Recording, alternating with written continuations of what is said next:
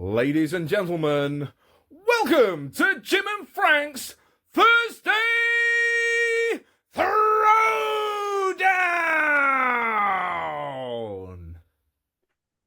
Well, Jim, it is a Thursday, and that means Thursday Throwdown. that's right, Thursday Throwdown.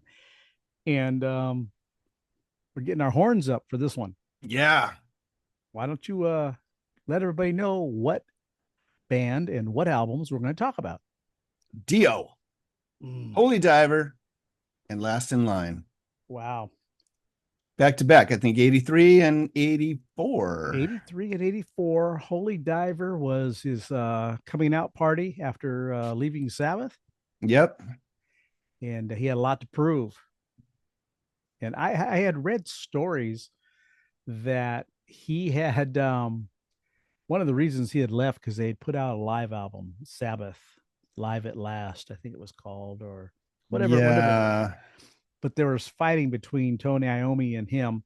They were each going back into the studio after the other one left and raising their levels. And goofing around with the mixes. Yeah. I've heard that. Now, I bought the album and I thought it sounded pretty good. But again, my untrained ear, what do I know? But Ronnie didn't. He thought he should be more prominent in the mix. And it's lead Tony's singer band. syndrome. What do you want to say about that? Yeah. So he comes out, he gets himself a young hotshot guitarist from Ireland, right? Yeah, I think he was from Dublin. Not 100% sure, but Irish. Yes. And Vivian Campbell, one of my least favorite guitarists over the years, after he left Dio, because he farted around and did a few band project things, but then he went to Def Leppard and sold his soul to sell records. You know, all you of blame him? No, but that's not why he didn't get into the business. He wanted to be a rock god. He didn't want to be a singles ballad singles band. I don't know. Maybe I'm wrong. Maybe I misread what he was all about, but the kid could rock, right? Yes. Let's talk about Holy Diver. Ooh. Side one, track one, Stand Up and Shout. Yeah. What a fast. Holy cat, dude. To me, right off the bat, that was him like drawing a line in the sand going, look how fast I am. Yeah. And accurate. Yes. That solo is blistering. Yeah. No, he Vivian Campbell threw it all out there on that first track for sure. Wasn't he like 18? 17, 18 years old. Yeah, 17? Yeah. A kid. Just a kid. And right. Holy cat. On fire. Jimmy Bain playing bass. Yeah. Yeah, he's passed away. Sadly. And then Vinny Appice or Appice, however, or whoever you're talking to will tell you. I always heard him say Carmine Appice. Right. But when they're talking about Vinny, they always said Vinny Appice. I was like, they don't pronounce their name the same way? No, they don't. And whatever. Whatever. Vinny is a heck of a drummer. Totally different than his brother Carmine. More of a hard rocker in the sense of modern rock. Yeah. Also left Sabbath to go play with Dio. Yeah. So. A funny thing about that Sabbath live album, in an interview, Ozzy said, well, they made a live record of nothing but old Sabbath songs. It was like, yeah, well, that's the band. Speak of the Devil was nothing but old Sabbath songs. Right. Sure was. Guy kicked mud in his own face on that one. Well, I know he didn't want to put out the Ozzy Speak of the Devil. That was contractually obligated. And he says, I'm not putting any new stuff out because he's trying to save Randy Rhoads for the studio. So, hey, we'll throw out some. Randy didn't want to do that record whatsoever. And it was a big part of him deciding to leave. Yeah. He was going to quit right after that live album. Right. It's Holy Diver. We have the song Holy Diver and Rainbow in the Dark as the singles. And I saw Dio live a couple times during this nice spell. I believe I think both tours here, actually, to be honest with you. The problem with Dio live is the keyboards, because he used that for special effects, also the crackling of the thunder and Yeah. and even then it was cheesy sounding, and the lightning and the thunder and all this different. And he had a lot of songs that had those types of intros. Who was playing keyboards with them? Was it? uh it wasn't Jeff Nichols, it was Claude Schnell, I think was his name. Oh, okay. And he started as their touring keyboardist, I believe, and then actually got a credit come Last in Line. So that album, after Sabbath, everyone's thinking, look, he's been in Rainbow. Very few people heard of Elf beforehand. I didn't actually get any of that music until well after it was re-released, and it was nothing like Rainbow. I think he started out in like a doo-wop group or something. Way that. back. Yeah. Yeah. He had his hair slicked back in the 50s style. And yeah. But I think he had a lot to prove with this first solo album, because two major acts, and he's basically annexed out of both of them. Again, lead singer disease. He's playing with some heavyweight guitars, Richie Blackmore and Tony Iommi. So he needs to find his own. And interesting enough, didn't Vivian leave for a lot of the same reasons that, egos? Didn't that come into play later on? My personal belief was he left over money. Okay. I had read a thing where they had said that they were supposed to be like kind of like a full-fledged band, right? Everybody's going to get kind of an equal share. That was the way it started out. Uh-huh. And then it became, they were just sort of hired guns. Right. I think I and remember. at a certain point, it became like, well, we should be getting a bigger cut. Right. And I think from what I heard, it's all speculation, right? Had really nothing to do with Ronnie. It had to do with Wendy. Wendy, right. The wife and manager. Wife and manager. So he was kind of double dipping. Yeah. She was making money as the manager. He was making. Sure. He was the name, though. Right. Also. And I don't know if they weren't getting publishing credit or whatever when they were doing the writing, whatever it was. Gotcha. Vivian had enough, I guess, and cut out. What is it about wife managers? Wendy, I don't know. Sharon. We have a tagline that we used to use on this show that reminds me of Sharon an awful lot, but that's neither here nor there. Yeah, the band, Ronnie James Dio, when you have him as a singer, and he had waited his whole life to be the guy, right? It was his band. The last name is Dio, name of the band. It was his. And I think that was Wendy's take on it, is they're not coming to see Vivian Campbell or Jimmy Bain. There were a lot of guitarists going to see Vivian Campbell. I guarantee that. Oh yes, I agree. I forget, he did a solo album, RXT or RZT. I forget the name of it. The band that he put together, and it was not to my liking, because it was such a departure from Dio. Yeah. And so let me ask you this question. Uh-huh. I was thinking about this today.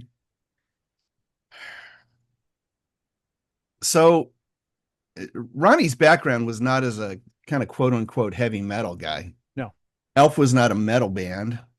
I wouldn't even really call Rainbow a metal band. No, they were hard rock outfit. Right. He didn't really become sort of a heavy metal singer until he hit Sabbath. Right. So now he breaks free, starts his own thing, and he continues in that heavy metal vein. And I'm wondering, did he see that as a cash cow? Did he really find his niche, so to speak, or was he kind of riding on?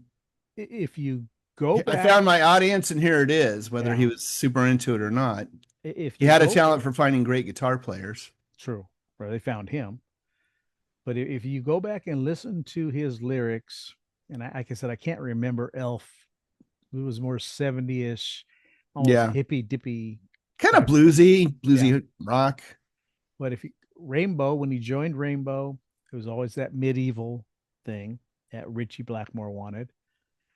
Um, and the same with Sabbath. And then it continued. His lyrical style, if it wasn't medieval, it was always good versus evil. Every song was a formula, like the struggles in life of good versus evil.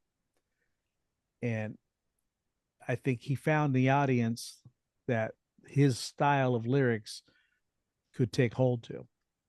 An interesting quote from him. He was talking about songwriting. He said, I don't sing about me per se. Right. I always sing about we. Yeah. It's not I'm the last in line. It's we're the last in line. We, you here with us. We're all in this together kind of thing. And I always thought, wow, that's a really super unique way of kind of thinking about it and including the audience and what you're doing, I suppose. But it seemed now the other thing about him, and then I remember this is when he had gotten back with Tony and Geezer, and they had Heaven and Hell. They didn't want to continue with Sabbath. Let's call it Heaven and Hell. They would, and he was dying of cancer of all things at the time. He would stay back because they didn't do meet and greets like they did today. Right. But if they were headed towards the tour bus and there was a group of fans, he would stay and talk and sign records and take pictures with every single person that asked. I don't know anybody that has a bad Ronnie James Dio story. No. Maybe musicians who worked with him, well, but not from fans. That's what ended up happening is Geezer and Tony had to get a completely separate bus because they were falling asleep waiting on it. It'd be 2-3 in the morning before he would be done.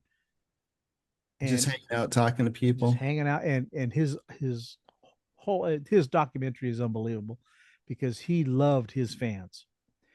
And there was one fan who came up to him who saw him 5 or 6 years earlier, and Ronnie remembered him. He remembered his name. He remembered his story, the whole bit. And that's wild. Touched that fan for life. You'll never have a better story, right? So, as a human being, I think top of the charts. Maybe as a band leader, I think it goes back to not so much ego as it is, it's mine. This is my vision, and you're coming along or you're not. Yeah. That's all, But enough about Holy Diver. Let's jump on to The Last in Line. Okay. The follow-up went platinum, but sales are starting to slip with Ronnie James Dio at this time. Yeah. But I think the whole culture of rock is starting to change a little bit. But again, you're talking about the We syndrome. That was one of the singles, We Rock. We Rock. So I listened to these back to back today. Right. First time I've listened to them that close together kind of thing. They're kind of the same record. Mm-hmm. Very similar. Stand Up and Shout leads off. Right. We Rock leads off. Then comes the singles. Right. Last in Line or Holy Diver. Right. Last in Line. Ballad. Title tracks. Right. Yeah. The pacing of the records. It's pretty much the same formula. The most commercial songs on the records are the singles. Mm-hmm. And there's nothing wrong with the rest of the songs on it. But nothing that knocked my socks off, I would say. You know what's odd is again, this was a hard rock heavy metal album, and I listened to it today as well. And Mystery, which was a single, I love that song. And very commercial. Yes, and he had a good voice for it because he wasn't over emphasizing like he does on a lot of the other songs. This was ready for radio. Let's get some recognition on the radio. Yeah, one of the few hard rock songs with a synthesizer part Right. that I really loved. I Just thought it was so effective. Yeah. And again, live, it came off very thin. I remember thinking, wow, boy, it just not enough synthesizer to fill the auditorium. I think it was at the Forum, if I remember correctly. Probably just the mix, right? Yeah. I mean, it worked really good on the single and on the record, obviously. Right. I kind of dropped off with Ronnie James Dio after these records. I was discovering other music, picked up a few here and there, don't get me wrong, but nothing after Holy Diver and Last in Line, nothing reached, I think, this plateau that he had got himself onto. Well, in another year or two, it would be all glam bands. Right. That wasn't him. And Hollywood Sleaze. No, it Right. wasn't. I still argue to this day, maybe one of the best, if not the best, hard rock singers ever. Yes, could be.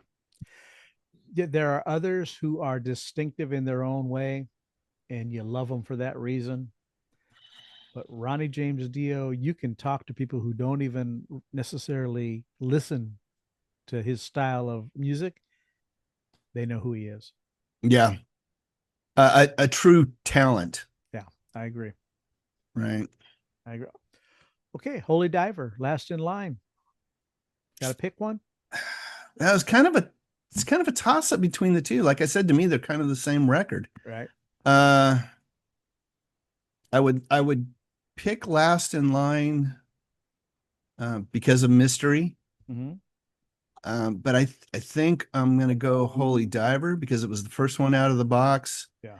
And just for Stand Up and Shout.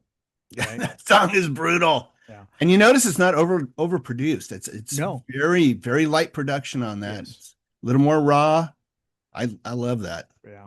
Well, I'm going to agree with you with Holy Diver. I because it was the first one outside of Sabbath and his departure, I think there's just a little bit more edge to it that he has to prove that he is the man.